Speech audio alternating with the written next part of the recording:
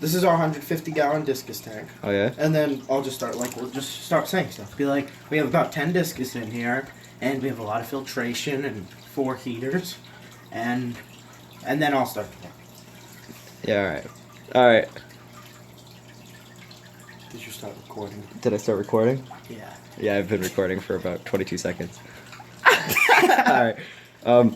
We do freshwater cichlids and pretty much everything saltwater. And this is Anthony's tank. Go ahead. Alright, this is a 150-gallon, I think they're called cube tank or whatever, from PetSmart. I got it, it wasn't too expensive. It was a pretty good price for the tank. You got it on sale? I think so. 5 something. Pet Perks. And, I have 10 discus in here right now.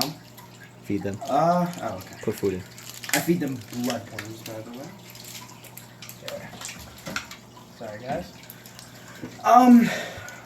So I have 2 really big ones, which is that one up there, which actually is one of my breeding discus, the orange one, but I'll tell you about that later. And I don't know if you could see him, but where's the snake skin? We call him snake skin. Where is he? He's hiding right now. Alright. I guess he'll be in the next video about these guys, but he's a little bit bigger than the, pigeon blood, I think he's called. But if you see that, blue one over there, that is the male, that's the female, I think, to this male. And they've had a couple of eggs so far, but I'm waiting till they're older to separate the tank, because they're not really ready. Because I did have it separated, but they had kids. Took them about 3 tries, and then they had a good batch. They got pretty big, like that big, and they started getting their colors and everything. But they ended up killing them one night. Left one of them, and then had another batch, and then that one ate all the eggs. So I just said, forget it. I let them back go in the whole tank.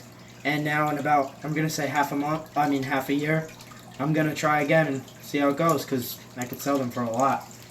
I get most of my discus from Petco when they're young. Like, if you look at that, well, this is the average size they are, that little orange one. But if you look up there, in the corner next to the big orange one, he's one I got last night, I think.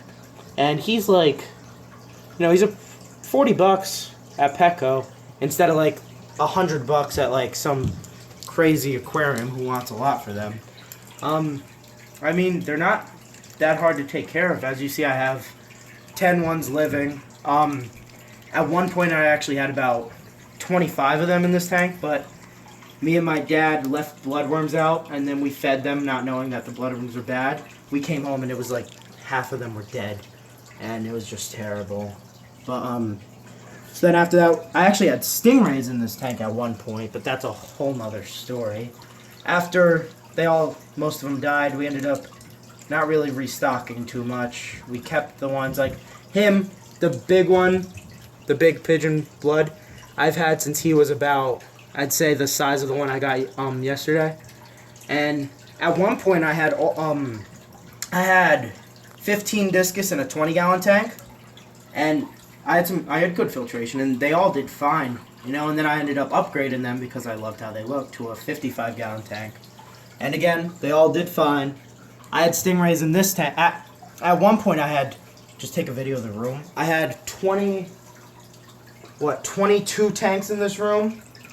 I had all kinds of fish. I had puffers, cichlids, butterfly fish, arowanas, stingrays, Oscars, everything, you name it. Hold on.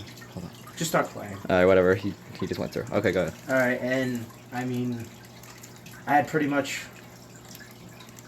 I had a lot of fish. I had every type you could think of, and I had a bunch of breeding things. I had a breeding angel, breeding mollies, breeding the discus,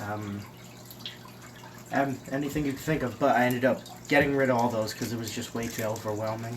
And then I had the 150 with a bunch of stingrays, well, a bunch meaning like 3, but something would always go wrong with the stingrays, because in my perspective, I believe they need a round tank. to think that they're just keep going, because when they hit the corners, they just realize how small the tank truly is to their true size. But so then I ended up, when my last stingray died, I ended up just putting the discus in this 55, and then I just got rid of all my tanks. And I guess that's pretty much it for now. I mean, I have a lot of filtration on this, but we'll do that in a different video, and I'll tell you what they eat in a different video, and a certain type of food that keeps discus parasites away down there, that it's dried food you order online, and pretty much the care level for them. And that's it.